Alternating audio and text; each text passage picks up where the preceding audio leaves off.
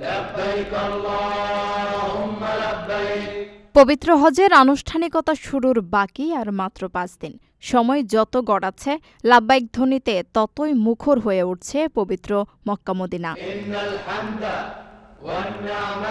হজ পালনের জন্য এখন পর্যন্ত ১৭৭টি হজ ফ্লাইটে সৌদি আরবে পৌঁছেছেন ৬৮,৭৩২ জন বাংলাদেশি হজযাত্রী। এর মধ্যে মারা গেছেন ১৮ জন। বুধবার ধর্ম মন্ত্রণালয়ের হজ পোর্টালে আইটি হেল্প ডেস্কের বুলেটিন থেকে এই তথ্য জানা গেছে। মারা যাওয়া হজযাত্রীদের মধ্যে ১৩ জন পুরুষ ও ৫ জন নারী।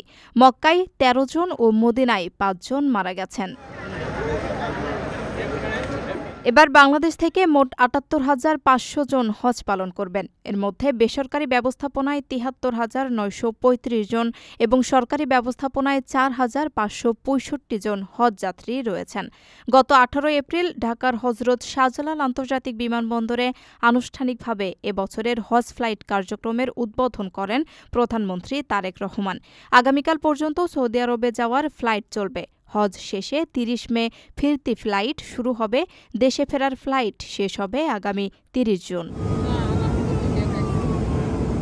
আপনার স্বপ্নগুলো আকাশ ছুবে প্রবাসীর হেলিকপ্টারের মাধ্যমে। বিয়ে, জন্মদিন অথবা যে কোনো বিশেষ প্রয়োজনে হেলিকপ্টার ভাড়া করতে যোগাযোগ করুন স্ক্রিনে দেয়া নাম্বারে। প্রবাসীর হেলিকপ্টার, নিরাপদ ও সাশ্রয়ী বাহনের বিশ্বস্ত নাম।